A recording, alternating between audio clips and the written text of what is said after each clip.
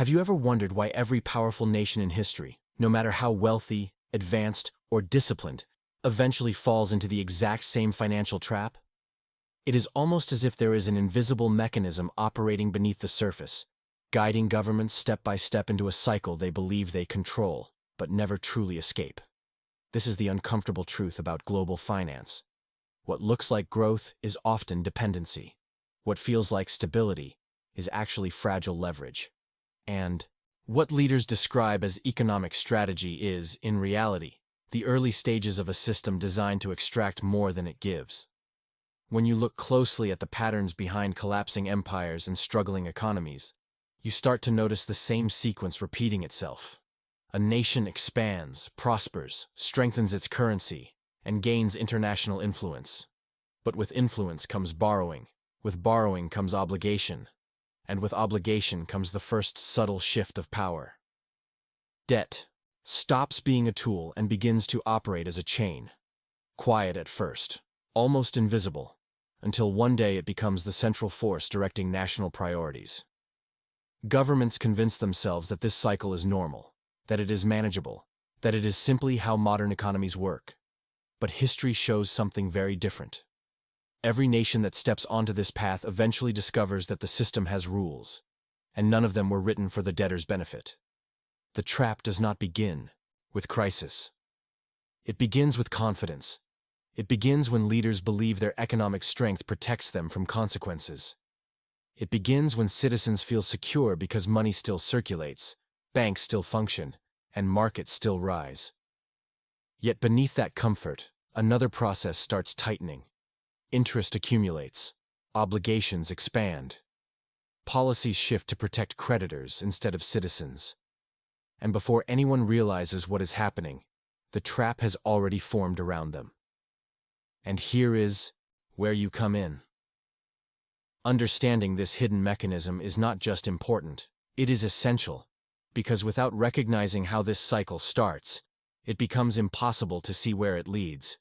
If any part of this opening made you question how nations truly operate, tell me what you think in the comments. Leave a like to help this message reach more people, and check if you are already subscribed so you do not miss what comes next.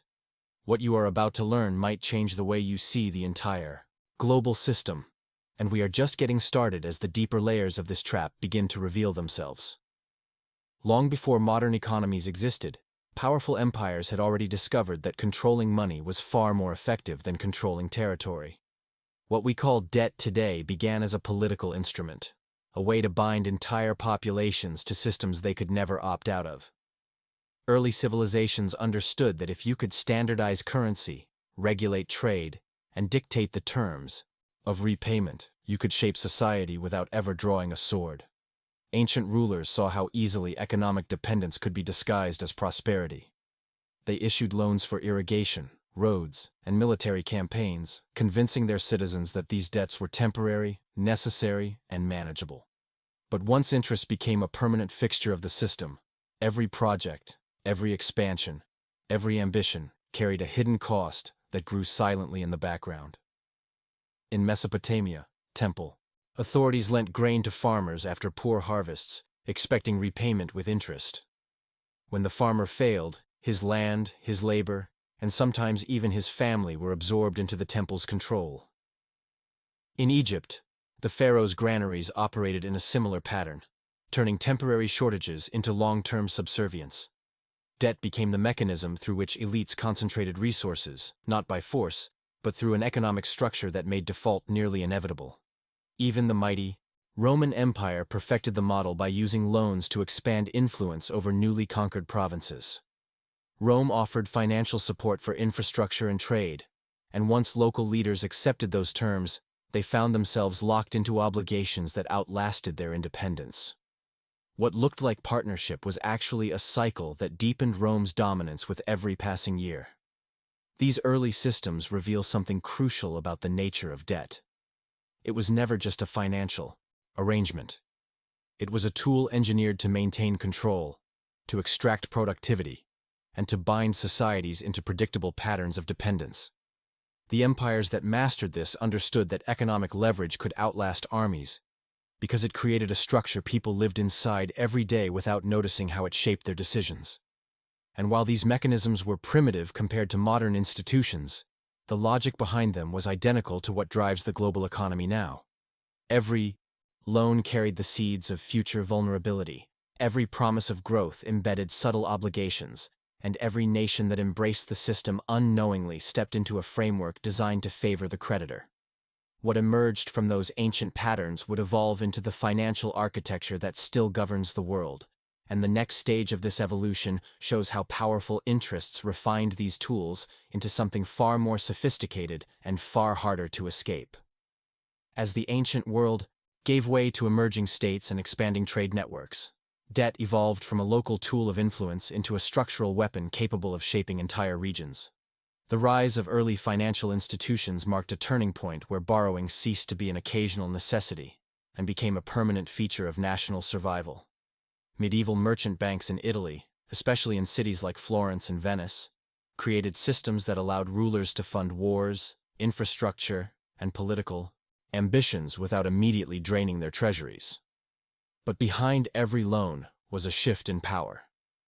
Bankers quickly realized that lending to governments was far more profitable and far more secure than lending to individuals, because states could tax populations indefinitely to pay interest. This changed the balance between public authority and private capital, in ways that still define global finance today. When monarchs needed money, they turned to families like the Medici, who pioneered bookkeeping methods and credit instruments that looked remarkably similar to the debt markets of today. These institutions created obligations that outlived kings, dynasties, and even nations themselves, embedding financial claims into the very structure of governance. As trade expanded across Europe, bonds became tools of leverage, traded between merchants, bankers, and political factions. A ruler who relied on borrowed money could no longer act independently. Decisions about war, taxation, and even alliances were influenced by financial considerations that often served the creditor far more than the state. This shift quietly shaped geopolitical outcomes, empowering those who controlled capital rather than those who controlled armies. The transformation accelerated as central authorities recognized the strategic value of formalizing their debt systems. Governments began standardizing interest payments, creating predictable revenue streams for lenders and establishing a foundation for permanent public debt.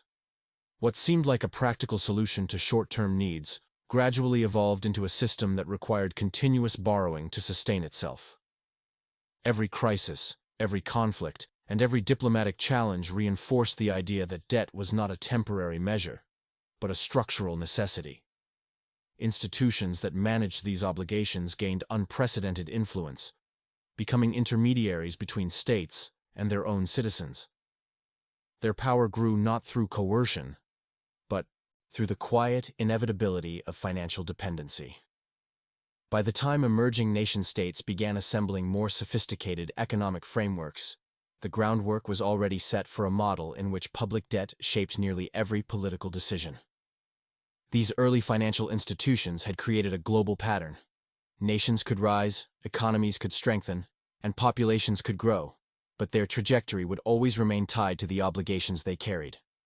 This evolution laid the foundation for the next stage, where debt would no longer merely support governments but define them, setting the stage for mechanisms far more complex and far more binding than anything the medieval world could have imagined. As finance evolved beyond medieval banks and early state borrowers, a new kind of system began to emerge, one designed not just to fund governments, but to shape their economic behavior in subtle and irreversible ways. This phase marked the moment when debt stopped functioning as a simple transaction and became a long-term mechanism of influence embedded directly into national policy. The growth of centralized financial authorities, combined with expanding international trade, created an environment where countries increasingly relied on structured credit to maintain stability. What appeared to be a tool for progress slowly transformed into a framework that restricted autonomy, forcing nations to adapt their choices to the expectations of those who controlled capital. The brilliance of this system was its invisibility. Instead of coercion, it operated through incentives. Instead of force, it relied on standardization. Governments were encouraged to issue bonds, regulate currencies, and integrate financial practices that aligned with the interests of creditors. As markets expanded, these practices became norms, then expectations, and eventually requirements for participation in global trade.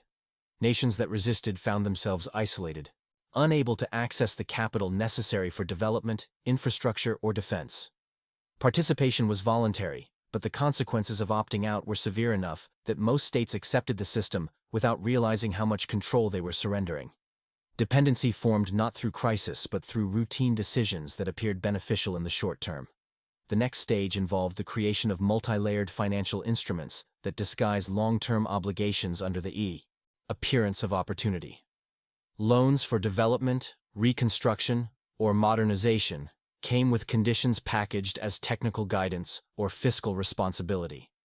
These requirements shaped tax policies, spending priorities, and even domestic industries, subtly redirecting national trajectories. Countries believed they were choosing the path to stability, while unknowingly stepping deeper into a structure engineered to ensure that debt expanded over time.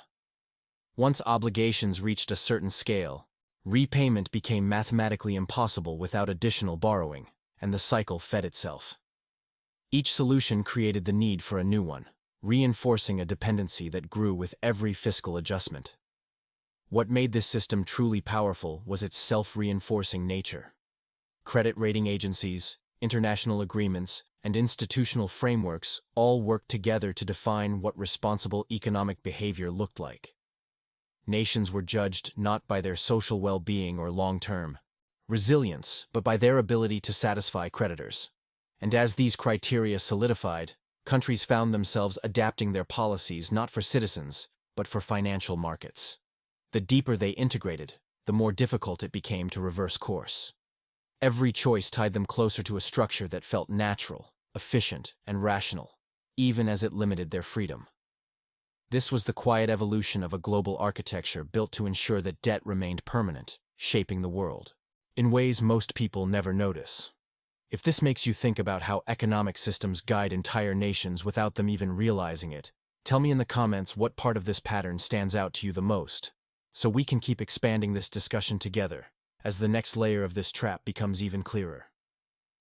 As global finance expanded and interconnected markets became the backbone of international trade, debt underwent a transformation so profound that most nations never realized the shift had happened. What was once a temporary burden evolved into a structural necessity, a fixed component of national economies that shaped everything from budgeting decisions to geopolitical strategies. Countries discovered that growth was easier to sustain when borrowing filled the gaps left by weak revenue, political conflict, or economic stagnation.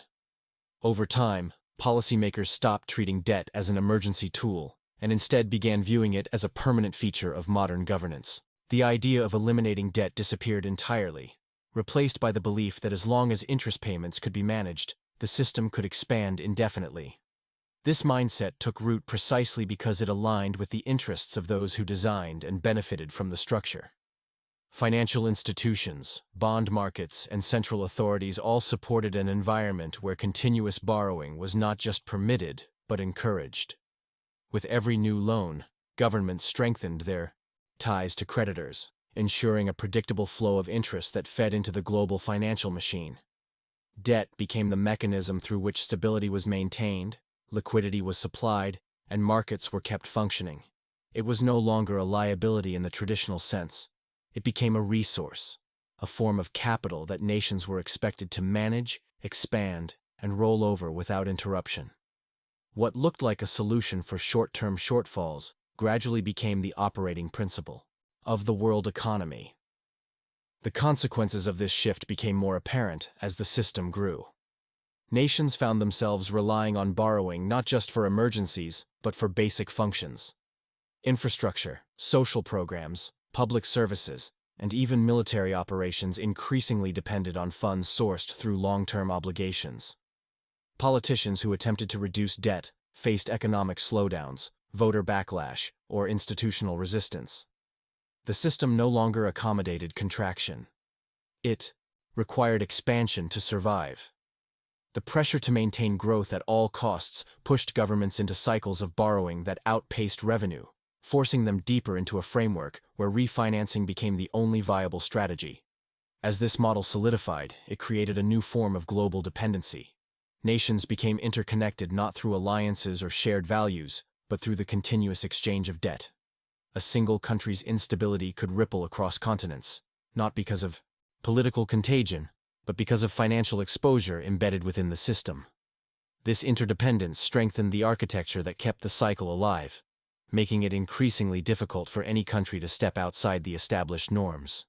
Debt ceased to represent weakness. It became the currency of participation in the modern world, a binding agreement that shaped how nations operated, competed, and survived.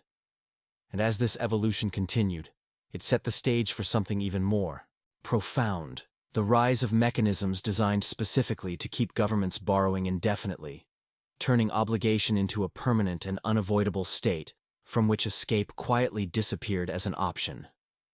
As global markets became increasingly synchronized, a new layer of financial mechanisms emerged, creating an architecture so complex that even national leaders struggled to see where influence ended and dependency began. These mechanisms did not simply encourage borrowing. They ensured it. Central banks, once created to stabilize monetary systems, gradually evolved into institutions whose decisions set the parameters for national survival. Their policies dictated interest rates, currency value, liquidity conditions, and ultimately the cost of sustaining public debt. Governments that hoped to exercise independence quickly discovered that diverging from these standards triggered immediate economic consequences. Markets reacted, capital fled, and the cost of borrowing surged. This was not explicit coercion. It was structural pressure embedded into the design of the global system. Even more subtle was the influence of international financial institutions that emerged throughout the 20th century. Their stated purpose was stability, cooperation, and development, but their practical function was to enforce a unified economic doctrine. Countries in need of assistance received not just loans, but strict frameworks dictating how their economies should operate. Fiscal targets, spending cuts, privatization measures, and currency adjustments became prerequisites for receiving support. These interventions shaped domestic policies for decades, determining which industries rose, which collapsed, and how public resources were allocated. Nations accepted these conditions because they appeared rational, technical, and objective. But behind this appearance was a consistent pattern. Every solution created new obligations that deepened reliance on the same institutions. Financial markets became another powerful force reinforcing this dependency. Rating agencies judged countries on their perceived ability to meet long-term obligations, and their assessments carried immediate consequences. A downgrade could raise borrowing costs overnight, forcing governments to cut spending, raise taxes, or seek emergency financing. Investors responded not to political stability or social well-being, but to the narrow criteria these agencies established. This dynamic created a self-fulfilling cycle in which nations were incentivized to prioritize creditor expectations over domestic needs. The deeper a country participated in global markets, the more its policymaking became shaped by distant financial actors who never appeared on the ballot, but influenced every meaningful economic decision. As all these elements converged, the system reached a point where escaping debt dependency became nearly impossible. Governments could not reduce obligations without harming their own economies. They could not reject external conditions without triggering market backlash. They could not restructure without creating new dependencies. The gears turned continuously, quietly, and efficiently, pulling nations deeper into a framework that operated above political cycles and beyond democratic control. What began as a set of tools designed to stabilize economies evolved into a labyrinth that ensured perpetual reliance. And as the world entered a more interconnected era, the effects of this dependency grew even more visible, revealing modern symptoms that mirrored the same pattern ancient empires once faced, only now scaled to the entire global system. In the modern era, the mechanisms that once operated quietly in the background have become visible in ways no nation can ignore. You can see the signs in currency fluctuations that happen faster than political decisions, in market reactions that dictate national strategy, and in the constant need for refinancing that governments treat as routine. The scale of global debt has grown so enormous that it no longer reflects economic weakness, but the underlying architecture keeping the world economy running. Every year, trillions in new obligations are created, not because countries mismanage their finances, but because the system itself requires expansion. Shrinking debt is now considered dangerous. Stabilizing it is nearly impossible, and allowing it to contract threatens the very structure that financial institutions rely on to function. This dependence is most obvious during periods of crisis. When markets tremble, countries turn not to political alliances or public mandates, but to central banks and emergency lenders whose decisions ripple across continents within hours. A single shift in interest rates can alter the trajectory of national budgets, reshape public priorities, and determine whether governments can meet their obligations. Nations that once believed they controlled their economic fate discover that their stability hinges on decisions made in boardrooms they do not influence. And for all the talk of sovereignty, every major economy now aligns its policies with expectations set far beyond its borders. The global system reinforces this vulnerability through layers of financial exposure that link countries together more tightly than any treaty. When one nation faces pressure, its bond yields rise, affecting the institutions holding those bonds across the world. Investors withdraw, currencies weaken, and new borrowing becomes more expensive. This chain reaction reveals the uncomfortable truth that modern economies are not independent entities, but interconnected components of a single, debt-driven machine. Even economic giants are not immune. Their strength attracts more participation, more exposure, and more obligation, pulling them deeper into the same cycle as smaller nations. The difference is only scale, not structure. As these pressures intensify, governments increasingly make decisions not for long-term resilience, but to satisfy short-term market expectations. Policy becomes reactive. Budgets adjust not to public needs, but to investor sentiment. And as the pattern solidifies, nations begin to resemble participants in a system they never designed, yet cannot escape. The signs are everywhere: rising interest burdens, dependence on external liquidity, and the growing influence of institutions that operate beyond democratic oversight. These signals confirm what history has shown repeatedly. Once a financial structure gains enough power, it stops functioning as a support system and becomes a cage disguised as stability. And recognizing these signs is the first step in understanding how deeply this architecture shapes the lives of ordinary citizens, even those who never realize they are living inside its walls. Tell me in the comments which of these modern signals you see most clearly where you live, and which ones you think people still overlook, so we can deepen this investigation together as we move forward. For most people, the mechanics of global debt feel distant, abstract, and irrelevant to daily life. Yet the consequences of this system reach into every aspect of society, shaping prices, wages, public services, and even the choices individuals believe they make freely. What begins as a national obligation slowly transforms into a cost carried by ordinary citizens, often without their awareness. When governments rely on perpetual borrowing, the interest they owe becomes an invisible claim on the future.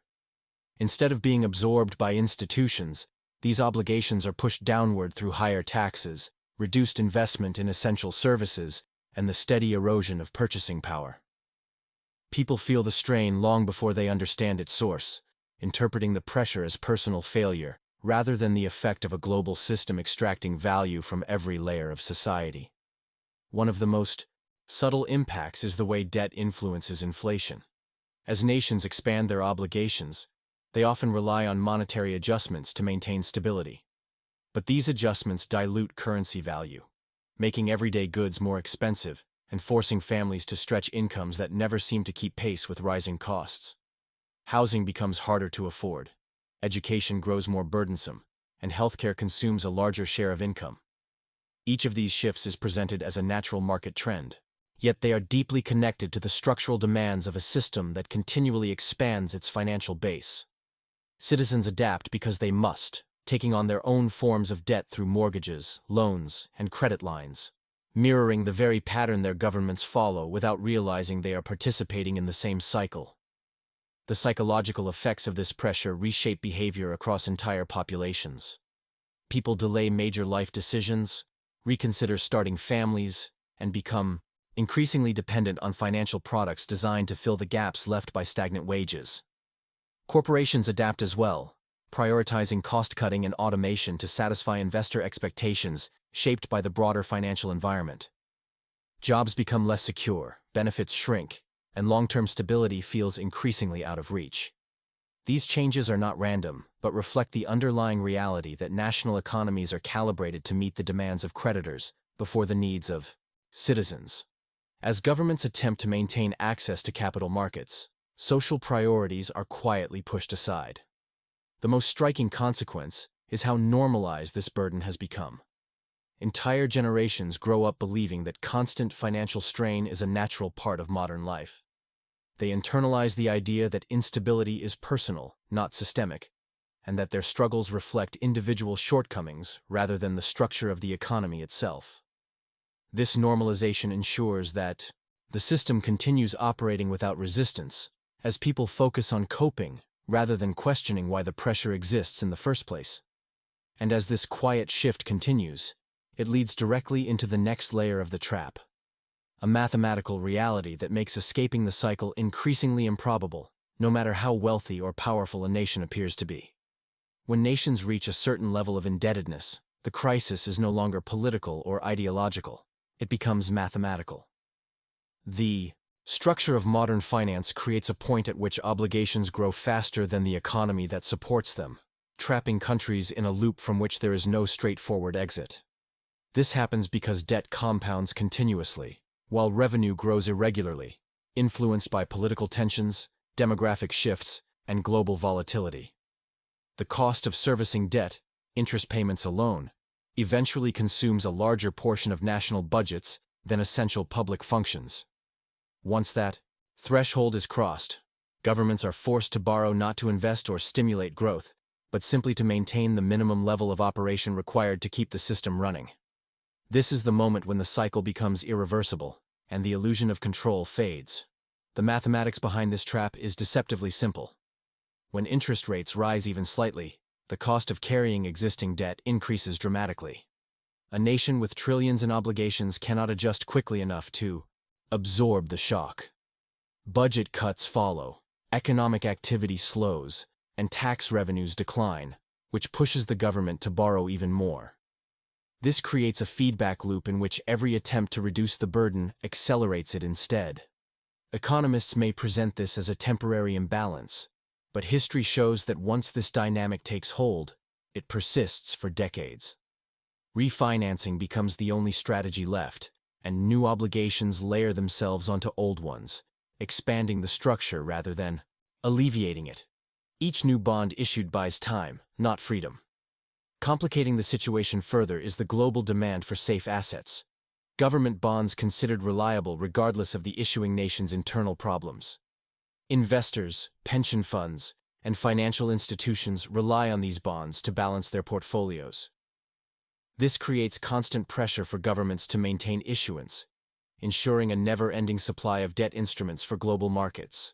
Stopping or even slowing that supply would destabilize financial systems worldwide, making it impossible for nations to step away from the cycle without triggering consequences far larger than their own borders. The world has become dependent on a mechanism that requires perpetual expansion, and any attempt to escape it threatens the entire structure. The most revealing aspect of this mathematical trap is that it does not discriminate between wealthy and poor nations.